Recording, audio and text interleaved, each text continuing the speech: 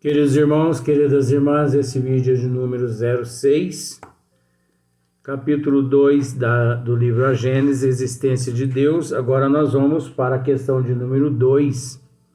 É lógico que nós ainda não terminamos a questão de número 1, mas tudo de agora em diante passa a ser uma sequência. Então, o número 2 é sequência do número 1. O número 3 é sequência do número 2 e por aí em diante. Então, a questão de número 2, Kardec diz assim: constitui princípio elementar que pelos seus efeitos, olha só, constitui princípio elementar que pelos seus efeitos, é que se julga de uma causa, mesmo quando ela se conserve oculta. Então vamos, abaixo aqui tem um outro esclarecimento, mas vamos analisar da seguinte forma, ó. Constitui princípio elementar que pelos seus efeitos é que se julga de uma causa, quando mesmo ela se conserve oculta. Vamos falar a respeito do fluido cósmico universal. Olha só para você ver como são as coisas. No nível que nós nos encontramos, o princípio, o fluido cósmico universal, ele é a fonte responsável, vou dizer assim, ele é a fonte responsável por todos os elementos que existem em todas as galáxias. Ele é o responsável, ele é o elemento responsável não só por todas as galáxias, como por todas as dimensões e por toda a constituição dos fluidos, das matérias, já dissemos dos elementos, que nós, no nível que nos encontramos tão cedo, nós vamos descobrir o número inimaginável de tantas matérias, de tantos elementos, de tantos fluidos que são constituídos uma galáxia. Vamos falar de uma galáxia. Então, o fluido cósmico universal, ele é esse elemento responsável por tudo, mas que ao mesmo tempo ele é um elemento oculto ao nosso nível evolutivo. Ele é um elemento oculto ao nosso nível evolutivo. Se o indivíduo não evolui ao nível de nosso Senhor Jesus Cristo para cima, vamos dizer assim, ele não tem acesso a esse fluido cósmico universal. Veja bem, ao fluido cósmico universal, nem as trevas têm acesso ao fluido cósmico universal. Uma vez eu, assistindo uma palestra de uma pessoa renomada, que não vou dizer o nome, essa pessoa disse que as trevas têm acesso ao fluido cósmico universal. Mentira. Não. Ao fluido cósmico universal, não. As trevas podem ter, sim, acesso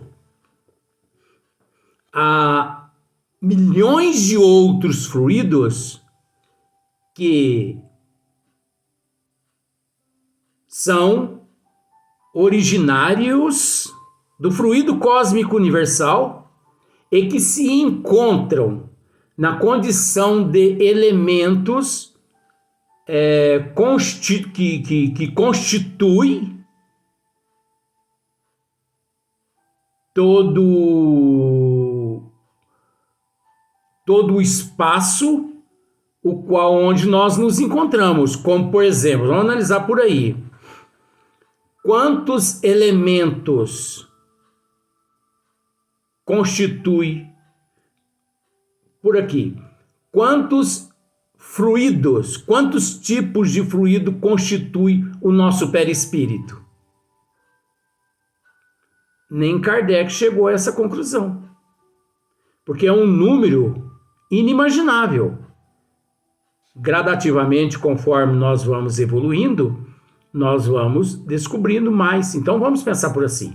Se aqui nós descobrimos que o perispírito é constituído por 50 fluidos, sabemos o nome de 50. Vamos pensar por assim, mas não sabem não.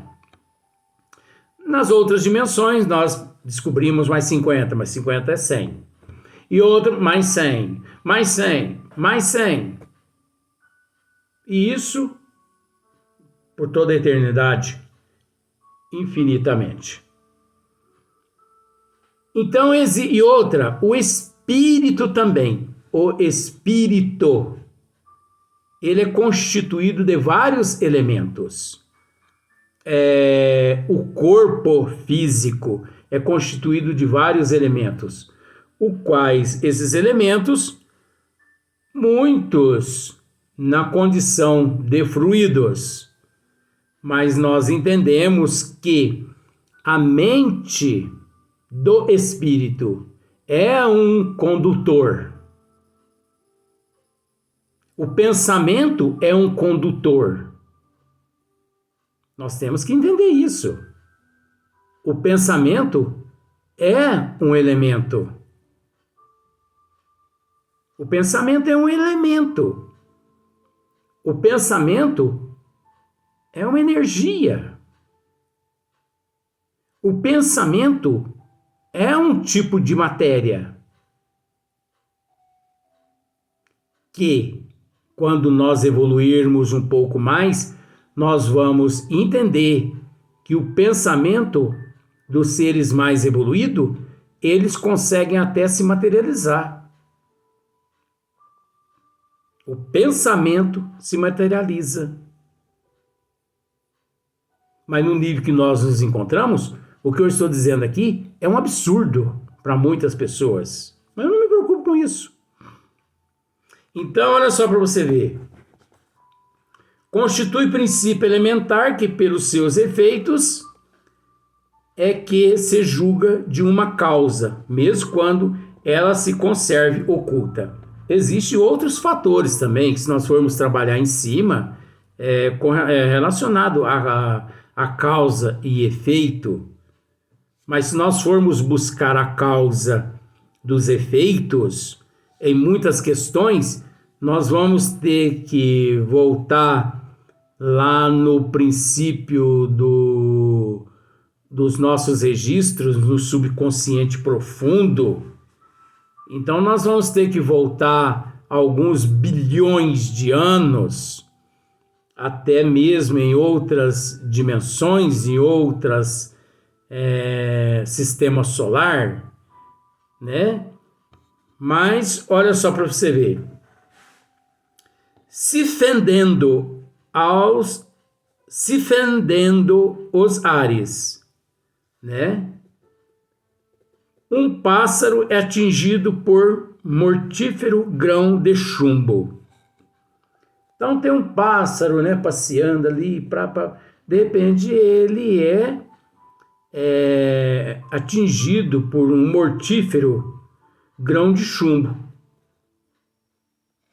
Deduz-se que hábil atirador o alvejou. Ainda que este último não seja visto, porque o atirador fica escondido numa moita, pá, mata. Não é? Nem sempre, pois se faz necessário vejamos como uma coisa para sabermos que ela existe. Então, nem sempre, pois se faz necessário, vejamos uma coisa para sabermos que ela existe. É onde remonta-se às causas. E é onde, através dos estudos minuciosos, se chega aos fatos. Em tudo, observando os efeitos, é que se chega ao conhecimento das causas. Gente, isso é tão profundo. Ai, meu Deus do céu. Em tudo, observando os efeitos, é que se chega ao conhecimento das causas. Por exemplo, as torres gêmeas do World Trade Center. Vieram os aviões, caiu, mais de 3.000 pessoas morreram. Aquilo ali é efeito de uma causa. Que causa é essa? Só que para nós descobrir aquela causa, veja bem, a causa não encontra-se propriamente dita de acordo com a que, gente, isso aqui é um estudo, isso aqui não é apologia não, tá? A causa não encontra-se propriamente dita no Bin Laden, no terrorista. A causa encontra-se, vamos dizer assim, ó, eu não sei quantos que morreu, mas vamos pôr 3.500 pessoas. Parece que foi mais. Mas se foi, me desculpe, se passou, que também me desculpe, isso aqui é um estudo. Eu só quero mostrar uma coisa aqui para você. Como eu vou tentar mostrar outras coisas também.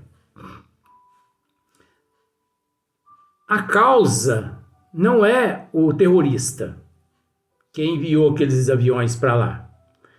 Aqueles aviões é efeito.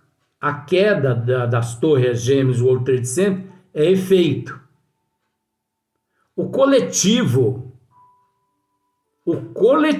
que morreu é a causa.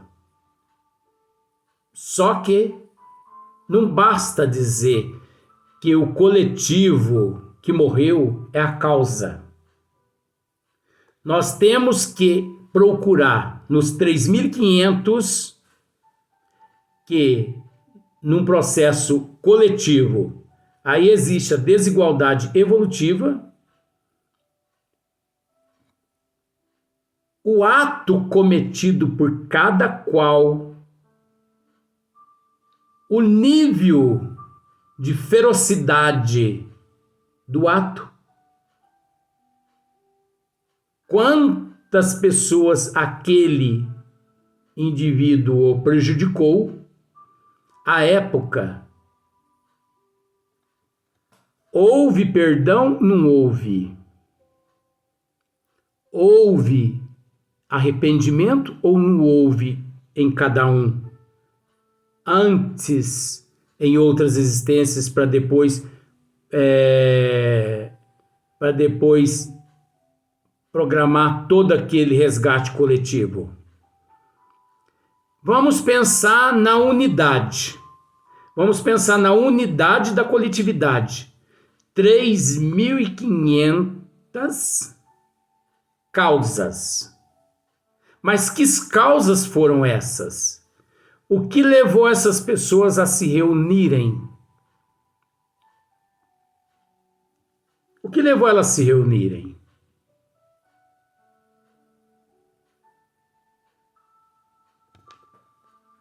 Então, nós devemos tomar muito cuidado com essas questões quando nós afirmamos foi isso.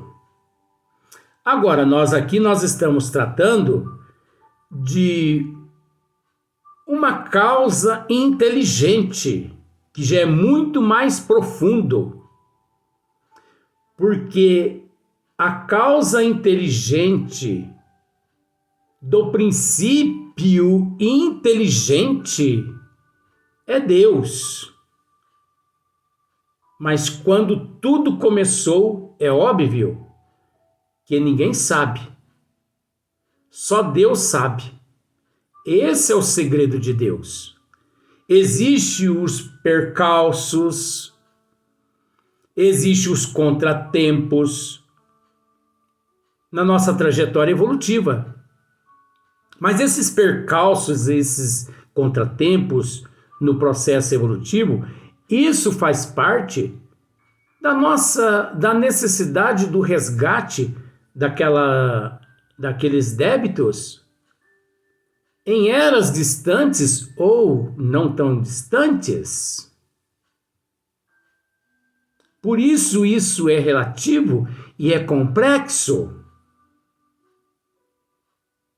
Porque ao mesmo tempo que nós estamos tratando do princípio, nós já nos reportamos aos efeitos que deparamos quase que todos os dias, porque todos os dias nós deparamos com catástrofes mundial. E quando não na condição de coletivo, na condição de unidade, aí nós interrogamos a nossa consciência. Mas por que isso aconteceu com essa pessoa? Mesmo que tenhamos a resposta, não podemos acreditar naquela resposta, porque aquela resposta é apenas um item na biodiversidade de milhões de outros itens na árvore genealógica do espírito. Não é nem na árvore genealógica da genética e da hereditariedade física, porque não tem nada a ver. É a árvore genealógica do espírito. Porque às vezes, nesta reencarnação, nós nos encontramos quitando débitos da existência passada, mas às vezes nós nos encontramos aqui quitando débitos de encarnações, 20 encarnações lá atrás. Por aí vem o costume das pessoas dizendo assim, isso é de coisas passadas. Coisas passadas está relacionado tanto à existência passada quanto às milhares de reencarnações passadas. A única coisa que nós sabemos é que todo efeito, que toda causa gera um efeito. E que todo efeito é proveniente de uma causa. Agora, se nós buscarmos nos desígnios de Deus, as leis de Deus,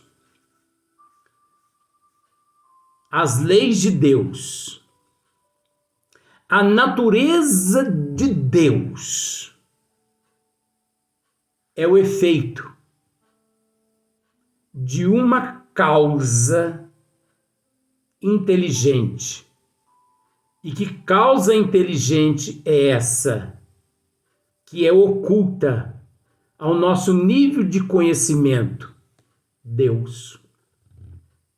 Porque você há de convir comigo que toda a natureza de Deus é efeito da causa, que é Deus?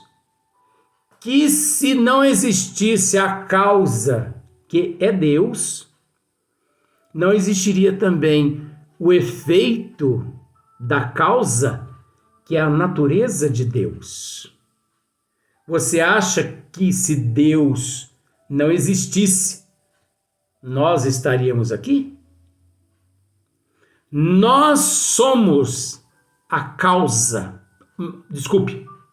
Nós somos o efeito de uma causa inteligente. Você parou para pensar nisso? Nós somos o efeito de uma causa inteligente, que é Deus. Só que esse termo inteligente é por falta de outros termos para expressá-lo. Porque Deus, Ele está além de tudo que nós conhecemos como inteligência suprema, causa primeira de todas as coisas. Ele está além de tudo isso. Isso foi nos passado de acordo com o conhecimento como nós possuímos, de acordo com o conhecimento evolutivo que nós temos. Você já não ouviu aquele ditado que onde há fumaça há fogo? É lógico que para existir fumaça tem que existir fogo.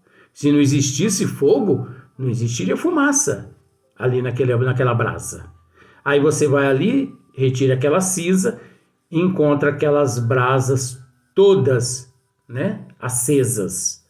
Você dá uma sopradinha ali, bum, o fogo pega. Esse fogo é Deus, a fumaça somos nós. Isso é uma comparação assim muito ridícula, mas para ficar fácil para a gente entender. Porque não há como, no nível que nós nos encontramos, vasculhar os segredos de Deus.